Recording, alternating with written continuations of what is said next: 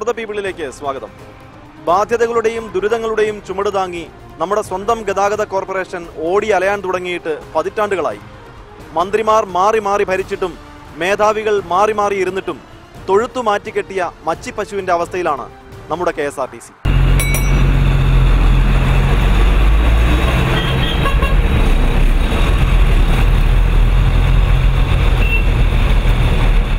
പ്രതിസന്ധിയിൽ നിന്ന് പ്രതിസന്ധിയിലേക്ക് കൂപ്പുകുത്തുകയാണ് Kerala state road transport corporation.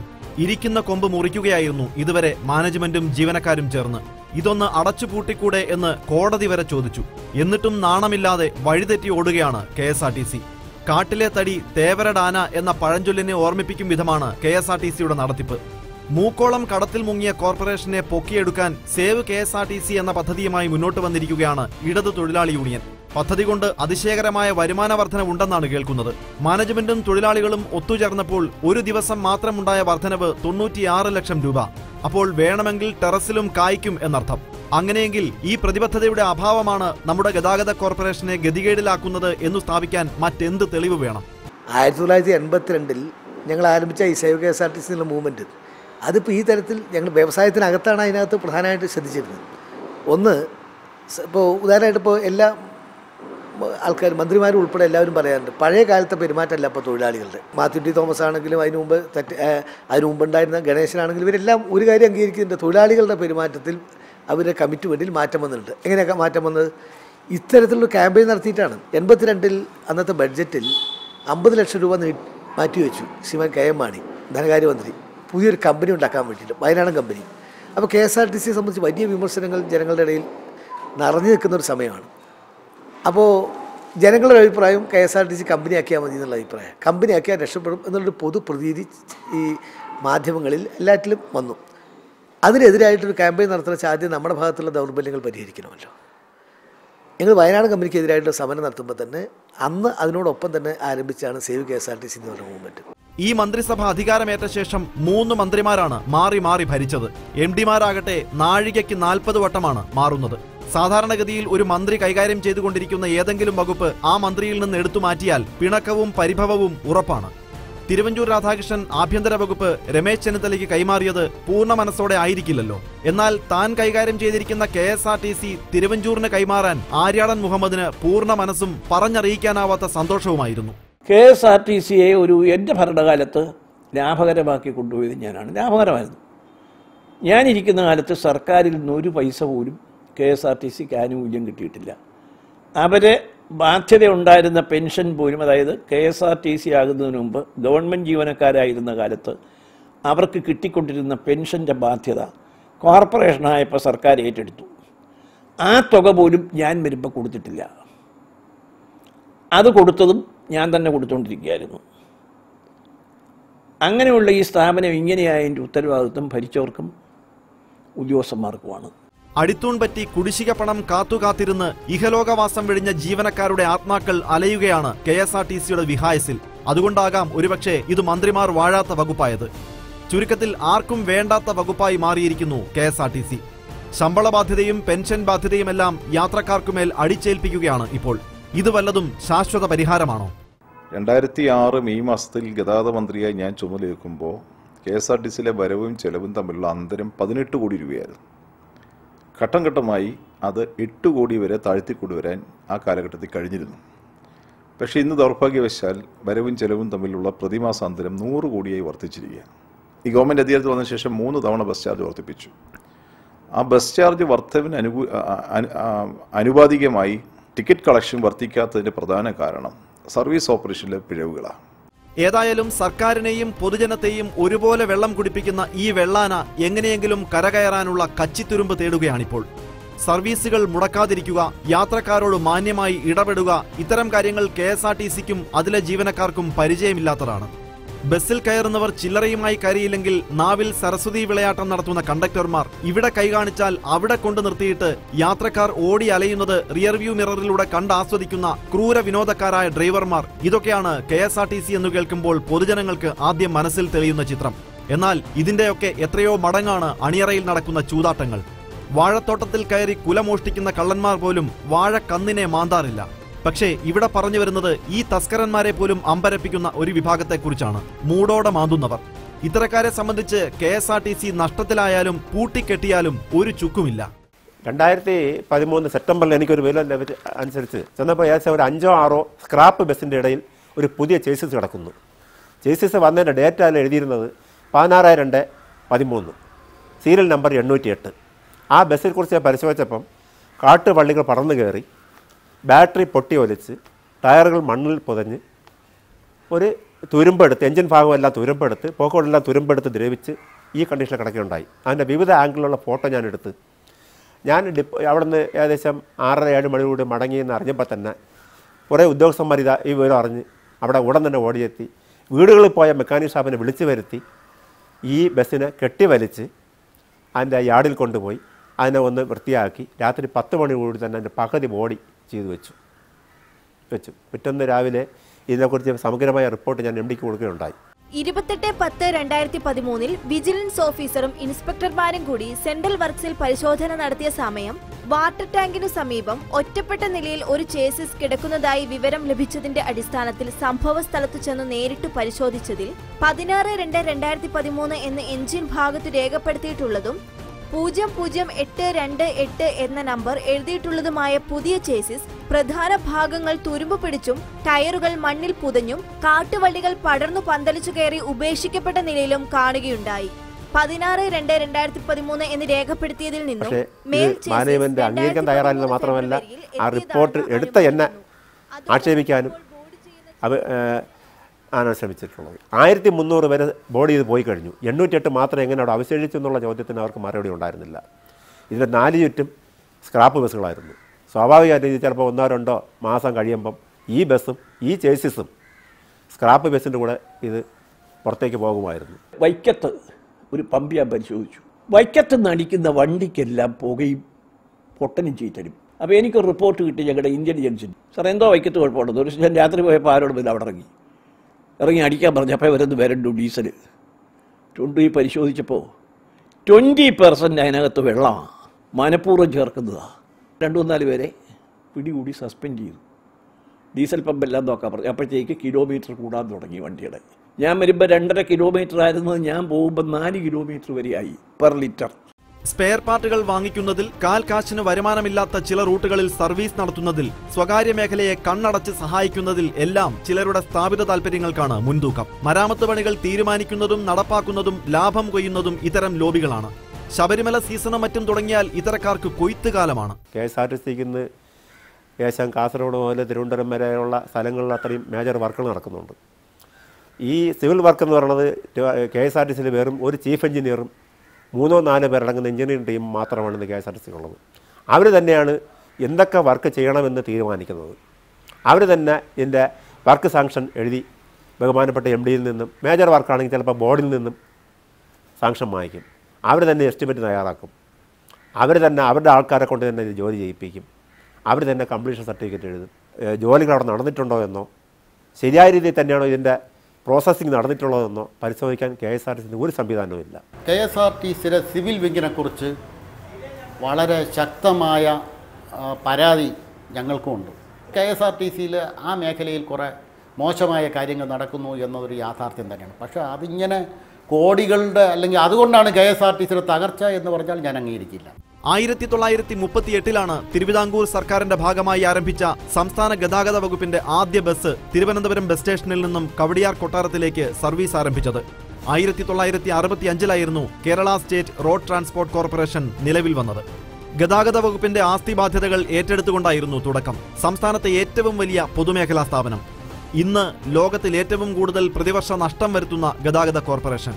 പൊതുജനം ദാനം നൽകിയ കണ്ണായ ഇടങ്ങളിലെ ഏക്കറുകണക്കിന് ആസ്തികളിൽ ഭൂരിഭാഗവും പണയത്തിൽ. ഈ കാണായ വർക്ക്ഷോപ്പുകളെല്ലാം ഉണ്ടാക്കി. അതെല്ലാം നാട്ടുകാർ തന്ന സ്ഥലത്താണ് ഉണ്ടാക്കിയിരിക്കുന്നത്. നമ്മൾ വില കൊടുത്ത് മേടിച്ച സ്ഥലത്ത്. അതായത് പറഞ്ഞ വലിയ അസറ്റ് ഉണ്ട് ഇതിന്. ഇപ്പം മല്ലപ്പള്ളി നാട്ടുകാർ തന്നതാണ്. അടൂര് നാട്ടുകാർ വാങ്ങിച്ചു തന്നതാണ് ബസ് സ്റ്റേഷൻ. കിളിമാനൂർ നാട്ടുകാർ മേടിച്ചു തന്നതാണ്. പാലോട് നാട്ടുകാർ മേടിച്ചു തന്നതാണ്. അടുത്തടുത്തുള്ള സ്ഥലങ്ങൾ പറയാം. അങ്ങനെ ഒരുപാട് ബസ് സ്റ്റേഷൻസ് ചടയമംഗലം നാട്ടുകാർ മേടിച്ചു തന്നതാണ്. അങ്ങനെ നാട്ടുകാർ വാങ്ങിച്ചു തന്ന സ്ഥലത്തിൻ്റെ വില തന്നെ ഇന്നെല്ലാം പ്രൈം ലൊക്കേഷൻസിലാണ്. വലിയ അസറ്റുണ്ട്. പക്ഷേ ഈ അസറ്റ് എല്ലാം പണയം വെച്ചുകൊണ്ടിരിക്കുക. ഇപ്പം തന്നെ ശമ്പളവും ബോണസും കൊടുക്കാൻ, ആനുകൂല്യം കൊടുക്കാൻ വേണ്ടി എടപ്പാളിൽ ശ്രീ ഇംപീച്ച് ബാവയുടെ കാലത്ത് വാങ്ങിച്ച സ്ഥലം മുഴുവൻ പാലക്കാട് സർവീസ് ബാങ്കിൽ പ്ലഡ്ജ് ചെയ്തു. തിരുവനന്തപുരം തമ്പാനൂരും പരിസരത്ത് മുഴുവൻ KTDFCക്ക് കൊടുത്തു. തിരുവല്ല അവർക്ക് കൊടുത്തു. അങ്കമാലി അവർക്ക് കൊടുത്തു. അപ്പം നമ്മുടേതല്ലാതായി. പ്രോപ്പർട്ടീസിൻ്റെ പകുതിയും നമ്മുടേതല്ലാതായി. പാപ്പനം കൂട് നേരത്തെ തന്നെ കൊടുത്തു. വർഷാപ്പ് അങ്ങനെ നശിപ്പിച്ചുകൊണ്ടിരിക്കുക. ഞങ്ങളുടെ ഗവൺമെൻറ് കാലത്തും പണയപ്പെടുത്തിയിട്ടുണ്ട്.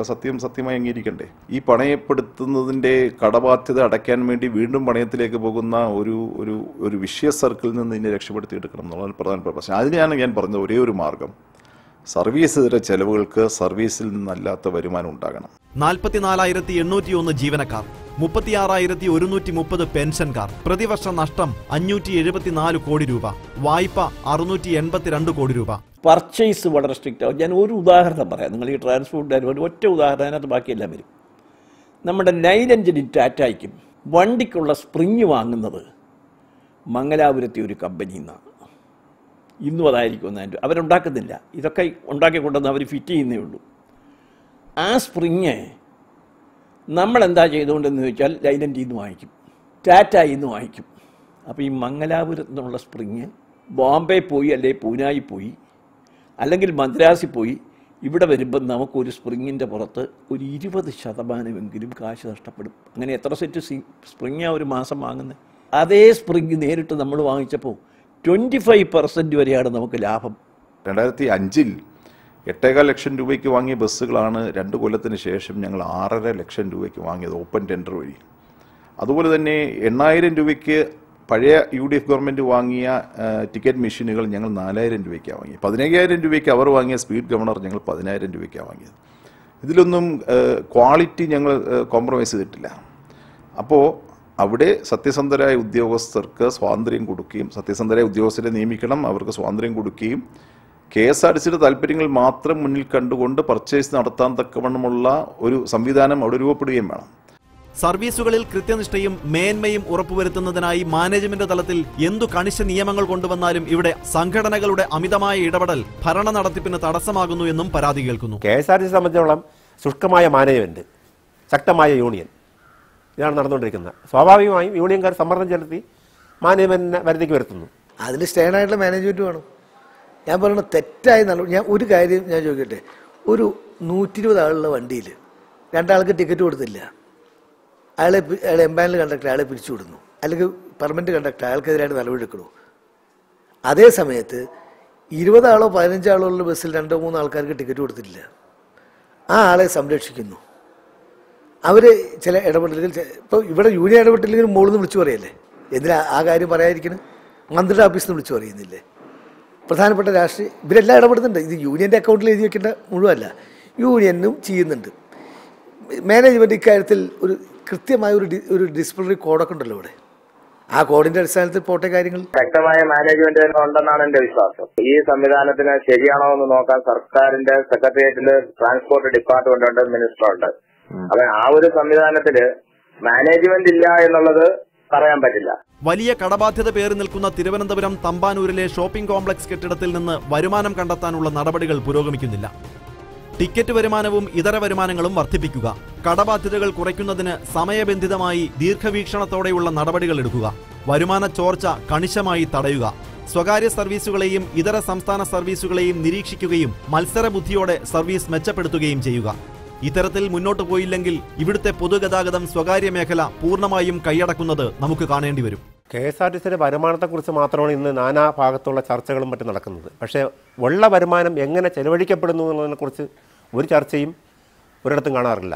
KSRTCയുടെ വരുമാന ചോർച്ചയെപ്പറ്റി കഴിഞ്ഞ 2013 ആധികാരികമായ റിപ്പോർട്ടുകൾ നൽകിയിട്ടുള്ളത്. അതിൽ ഏറ്റവും പ്രധാനപ്പെട്ട റിപ്പോർട്ട് എന്ന് പറയുന്നത് പെയിൻറ്റ് കേസ് തന്നെയാണ്. KSRTC ഒരു വർഷം കോടിക്കണക്കിന് രൂപയുടെ പെയിൻറ്റുകളാണ് വാങ്ങിച്ചുകൊണ്ടിരിക്കുന്നത്. അതിൻ്റെ KSRTC വാങ്ങിക്കുന്ന പെയിൻ്റ് എന്ന് പറയുന്നത് വൃന്ദാവൻ എന്ന് പറയുന്ന കമ്പനി, മൈസൂർ ആസ്ഥാനമാക്കി പ്രവർത്തിക്കുന്ന ഒരു കമ്പനിയുടെ പെയിൻ്റാണ് KSRTC വാങ്ങിച്ചുകൊണ്ടിരുന്നത്. ആ കമ്പനിയുടെ പെയിൻറ്റ് കേരളത്തിൽ ഒരു പൊതുവിപണിയിൽ ലഭിക്കുന്നില്ല. ഞങ്ങളെക്കുറിച്ച് സമഗ്രമായ അന്വേഷണം നടത്തിയിട്ടുണ്ടായി. ഒരു പൊതുവിപണിയിലില്ല, KSRTC മാത്രം. ഇതിൻ്റെ ടെക്നിക്കലായിട്ടും അന്വേഷണം നടത്തിയിട്ടുണ്ട്. നോക്കിയപ്പോൾ 4 ലിറ്ററിൻ്റെ ടിന്നെടുത്ത് പൊട്ടിച്ചാൽ 1 ലിറ്റർ പെയിൻറ്റും 3 ലിറ്റർ ഓയിലും ആയിരുന്നു ഇതിനകത്തുണ്ടായിരുന്നത്. ഇത് തെളിവ് സഹിതം ബഹുമാനപ്പെട്ട മാനേജിംഗ് ഡയറക്ടർക്ക് റിപ്പോർട്ട് കൊടുത്തു. പക്ഷേ 2013 ജൂലൈ കൊടുത്ത റിപ്പോർട്ട് 2013 നവംബർ വരെ ഇത് പുറലോകം കണ്ടിട്ടില്ല എന്നുള്ളതാണ് ദയനീയമായ അവസ്ഥ. അതിൽ ആ അടിച്ച് വാങ്ങിയ പെയിൻ്റ് എന്ന് പറഞ്ഞു കഴിഞ്ഞാൽ എന്താണോ സാമ്പിൾ കാണിച്ചത് ആ പെയിൻ്റ് അല്ല വന്നത്. ലക്ഷക്കണക്കിന് രൂപയുടെ കോടിക്കണക്കിന് രൂപയുടെ അഴിമതി അതിനകത്ത് വന്നു. ഞങ്ങളത് ടേക്കപ്പ് ചെയ്തു അതിൻ്റെ മുകളിൽ അന്വേഷണം നടത്തി. പക്ഷേ പിന്നീടും ആക്ഷൻ എടുക്കാൻ ഗവൺമെൻറ് ചെയ്യാറില്ല. ഇതുപോലെ നിരവധി കേസുകൾ, അഴിമതിയുടെ കേസുകൾ പുറത്തു കൊണ്ടുവരുന്ന പലപ്പോഴും പത്രങ്ങളിൽ വരുന്ന വേറെ എവിടെ നിന്നും കിട്ടിയിട്ടല്ല, തൊഴിലാളികൾ തന്നെ കൊടുത്തിട്ടാണ്. ട്രേഡ് യൂണിയൻ അതിനെതിരായിട്ടുള്ള ഫൈറ്റ് നടത്തുന്നുണ്ട്. KSRTCയുടെ ഒരു ദിവസത്തെ നഷ്ടം 3 കോടി രൂപ. 15 ലക്ഷം കിലോമീറ്റർ ഓടുമ്പോഴുണ്ടാകുന്ന നഷ്ടമാണ് ഇത്. അപ്പോൾ 1 കിലോമീറ്ററിന് നഷ്ടം 20 രൂപ. ഡീസൽ വില കുറഞ്ഞാൽ കൂടി യാത്രാ നിരക്ക് കുറയ്ക്കുന്നത് നിലവിലെ സാഹചര്യത്തിൽ അസാധ്യമാണെന്ന് മന്ത്രി തിരുവഞ്ചൂർ രാധാകൃഷ്ണൻ പറഞ്ഞത് ഈ നഷ്ടക്കണക്കുകളുടെ അടിസ്ഥാനത്തിലാവണം. യാത്രക്കൂലി കുറച്ചില്ലെന്ന് മാത്രമല്ല, സെസ് എന്ന പേരിൽ അധിക നിരക്ക് ചുമത്തി യാത്രക്കാരെ പിഴിയുകയും ചെയ്യുന്നു. കേരളത്തിലെ 1 കിലോമീറ്റർ സർവീസ് നടത്താൻ KSRTCക്കുള്ള ചെലവ് 40 രൂപ 25 പൈസയാണ്. തമിഴ്നാട്ടിൽ ഇത് 25 രൂപ 18 പൈസ, ആന്ധ്രയിൽ 26 രൂപ 69 പൈസ.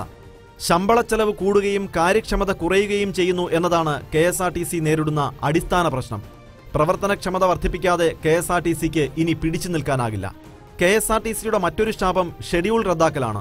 ജീവനക്കാരുടെ കുറവും സ്പെയർ പാർട്സിന്റെ അഭാവവുമാണ് ഷെഡ്യൂൾ റദ്ദാക്കലിന് കാരണം എന്നാണ് അറിയുന്നത്. ഏതായാലും ഷെഡ്യൂൾ റദ്ദാക്കലും KSRTCക്ക് ഭീമമായ നഷ്ടം വരുത്തിവെക്കുന്നുണ്ട്.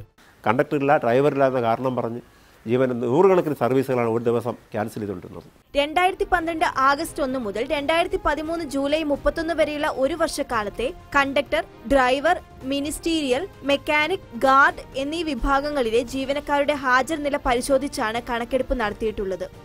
ഓരോ വിഭാഗത്തിലും മേൽപ്പറഞ്ഞ കാലയളവിൽ പ്രതിമാസം ശരാശരി 15 ഡ്യൂട്ടിയിൽ കുറവായി ജോലി ചെയ്യുന്ന ജീവനക്കാരുടെ എണ്ണം ചുവടെ ചേർത്തിട്ടുള്ള പ്രകാരമാണ്.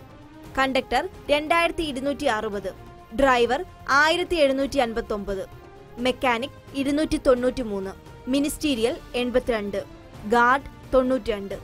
ലഭ്യമായ കണക്കുകൾ പ്രകാരം വിവിധ കാറ്റഗറിയിൽപ്പെട്ട 4486-ലധികം ജീവനക്കാർ കൃത്യമായി ജോലിക്ക് ഹാജരാകാത്തതായുണ്ട്.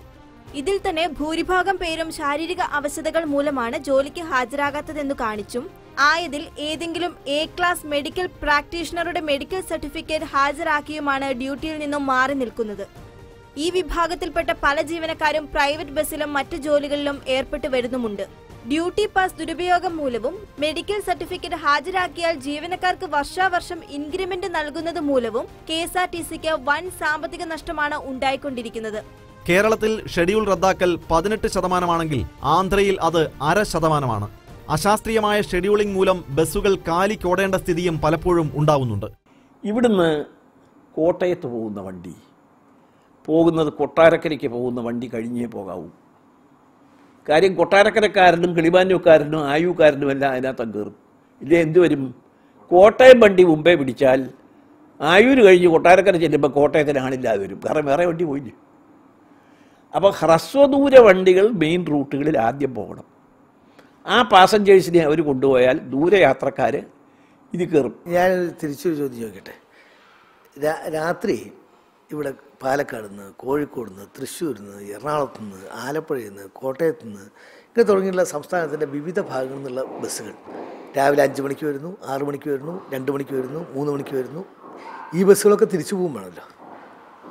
ഇതിൻ്റെ പിറ്റേ ദിവസം അല്ലെങ്കിൽ അന്ന് വൈകുന്നേരം ആ ബസ്സുകൾ ഇങ്ങോട്ട് തിരിച്ചു വരണമെങ്കിൽ ഈ ബസ്സുകളൊക്കെ ഇവിടെ കൃത്യനിഷ്ഠയോടുകൂടി തിരിച്ചു പോകേണ്ടതുണ്ട്. പോകുന്നത് പലപ്പോഴും 15 മിനിറ്റ്, 20 മിനിറ്റ്, 10 മിനിറ്റ്, 5 മിനിറ്റ് ഇൻ്റർവെല്ലിൽ നമുക്ക് ആ ഷെഡ്യൂൾ ചെയ്യാൻ കഴിയുള്ളൂ. ഷെഡ്യൂൾ ചെയ്യാൻ കഴിയുന്ന അത്രേ ചെയ്യാൻ കഴിയുള്ളൂ. അപ്പോൾ ഒരേ സമയത്ത് ഇടയ്ക്ക് കോട്ടയം റൂട്ടിൽ 2-3 ബസ്സുകൾ ഒന്നിച്ച് പോകുന്നൊരു സ്ഥിതി വരിക. കോഴിക്കോട്ടേക്ക് പോണ ബസ് അതിൽ ആദ്യം കയറിയിരിക്കുന്ന ആറ്റിങ്ങലുകാരാവും. ഈ ബാലകൃഷ്ണപിള്ള പറഞ്ഞ ആ വിഷയം ശരിയാണ്. അതിനെന്താ ചോദിച്ചാൽ ഈ ഷോർട്ട് ഡിസ്റ്റൻസ് ബസ്സുകൾ, അപ്പോൾ അവർക്ക് തോന്നുന്നത് എന്താ, ഇതിങ്ങനെ പതുക്കെ നിർത്തിയാണ് പോകുന്നത് എന്നാണ് തോന്നുന്നത്. അതിനുവേണ്ടി എന്ത് ചെയ്യണമെന്ന് വെച്ച് കഴിഞ്ഞാൽ വളരെ ചുരുങ്ങിയ സമയത്ത് ആ ഷോർട്ട് ഡിസ്റ്റൻസ് ആയിട്ടുള്ള, ഉദാഹരണം ആറ്റിങ്ങലേക്ക് ഒരു ലിമിറ്റഡ് സ്റ്റോപ്പ് ബസ് വന്നു കഴിഞ്ഞാൽ ലിമിറ്റഡ് സ്റ്റോപ്പിലേക്ക് ആൾ കയറി ഇതിനകത്ത് നിൽക്കില്ല.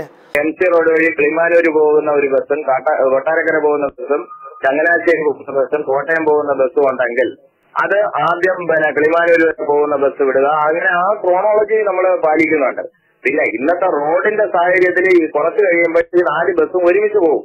ഇപ്പൊ ആദ്യം പോയ ബസ് ഏതെങ്കിലും ഒരു ട്രാഫിക് ബ്ലോക്കിൽ പെട്ട് കഴിഞ്ഞാൽ രണ്ടാമത്തെ ബസ് അതിന്റെ കൂടെ തന്നെ പോവുള്ളൂ.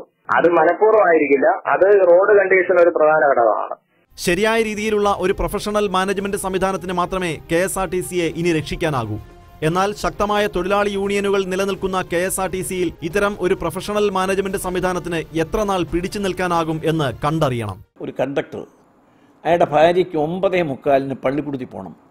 ആ പള്ളിക്കുടത്തിൽ ആ വീട്ടുവാതിക്കെ നമുക്ക് വേണ്ടി ഒരു വണ്ടി കൊട്ടാരക്കരയ്ക്ക് ഓപ്പറേറ്റ് ചെയ്തു. എൻ്റെ നിയോജകമണ്ഡലത്തിലാണ് ഞാൻ പിടിച്ചു. ഒരു ദിവസവും രാവിലെ 2 പേര് 3 പേർക്കുള്ള വണ്ടി കാണുകയില്ല. കാരണം 9:45 ആകുമ്പോഴത്തേക്ക് ആളുകൾ നേരെയുള്ള വണ്ടി പോയി കഴിഞ്ഞില്ലേ, വണ്ടി നിർത്തി.